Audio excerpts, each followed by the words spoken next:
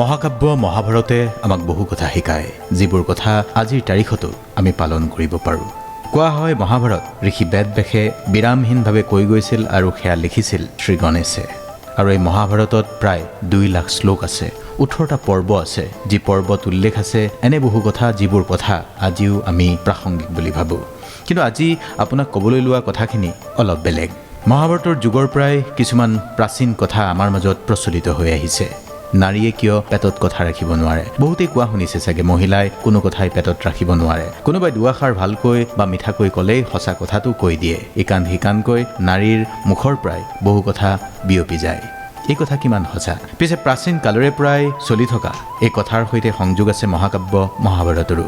মহাভাৰতৰ মতেই এয়া আছিল পাণ্ডৱে অজানিতে ভাতৃ হত্যা কৰাৰ পিছত স্ত্ৰী জাতিক দিয়া এক অভিশাপ। কাহিনীটোৰ আৰম্ভণি হৈছিল ঠিক এনেকৈয়ে। কুৰুক্ষেত্ৰ যুদ্ধত যেতিয়া কৰ্ণক অৰ্জুনে বধ কৰে, সেই খবৰে ব্যথিত কৰি তুলিছিল স্বয়ং পাণ্ডৱৰে মাতৃ কুন্তীক।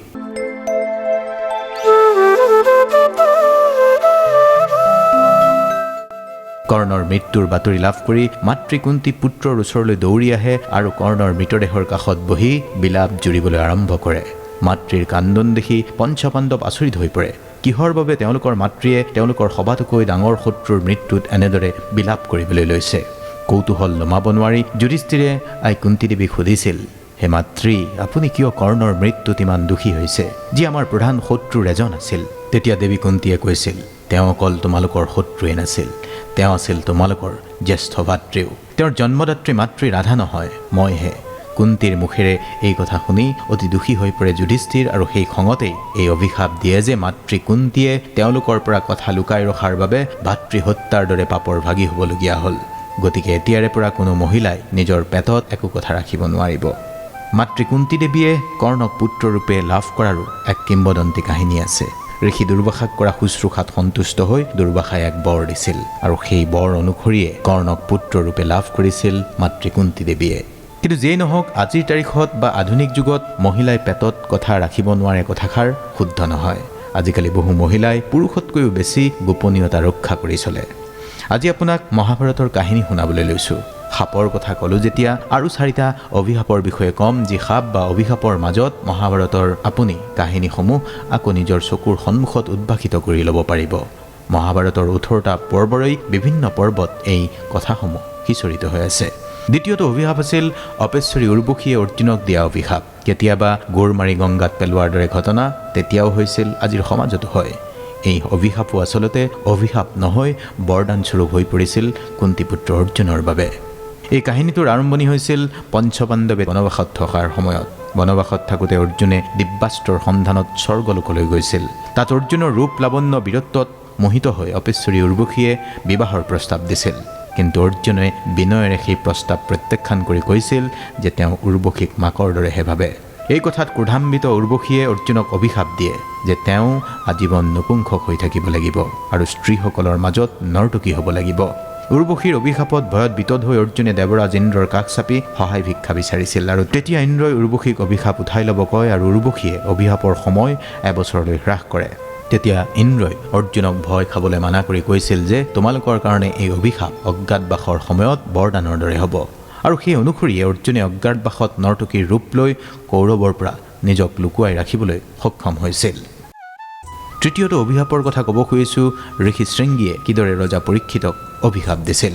36 বছৰে পাণ্ডৱে হস্তিনাপুৰত শাসন কৰাৰ পিছত দ্ৰৌপদীৰ লগত স্বৰ্গলৈ যাত্ৰা কৰিছিল, আৰু তেতিয়া ৰাজ্যৰ দায়িত্বভাৰ অভিমন্যুৰ পুত্ৰ পৰীক্ষিতক দি থৈ যায়। ৰজা পৰীক্ষিতৰ শাসনকালত প্ৰজা বহুত সুখী আছিল বুলি কোৱা হয়। কিন্তু বিধিৰ বিধান, এদিন ৰজা পৰীক্ষিতে বনত চিকাৰলৈ গৈছিল, আৰু সেই সময়ত ঋষি শমীকে চকু বন্ধ কৰি শান্তভাৱেৰে একাসনত বহি ব্ৰহ্মধ্যানত ব্যস্ত আছিল।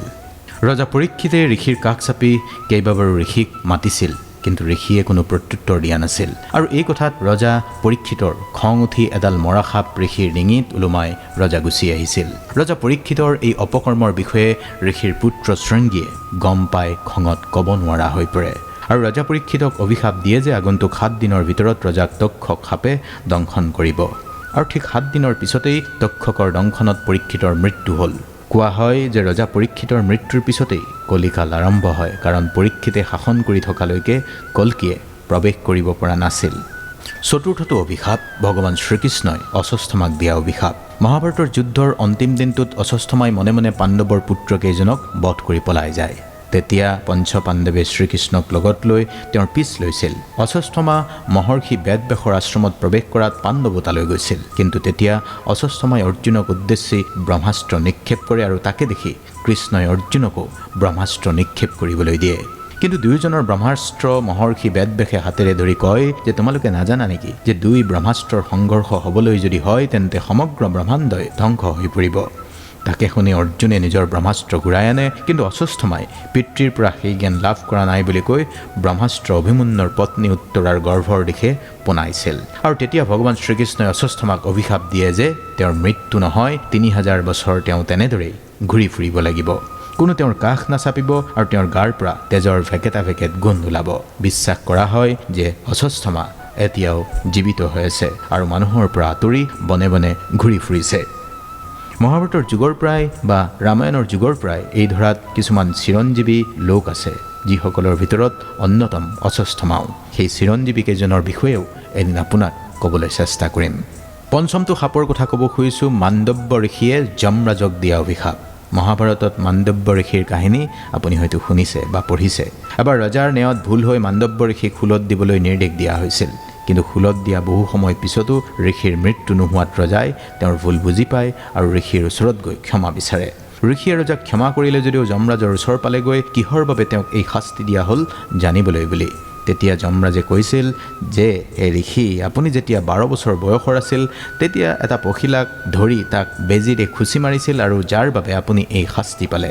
এই কথা শুনি ঋষিৰ প্ৰচণ্ড খং উঠিল, কাৰণ 12 বছৰীয়া সৰু ল'ৰা এটাৰ ভাল বেয়াৰ জ্ঞান নাথাকে, আৰু খঙতেই যমৰাজক অভিশাপ দিলে যে তেওঁ ক্ষুদ্ৰৰূপে দাসীৰ গৰ্ভত জন্ম ল'ব, যাৰ বাবে যমৰাজে বিদুৰৰ ৰূপত জন্মগ্ৰহণ কৰিবলগীয়া হৈছিল।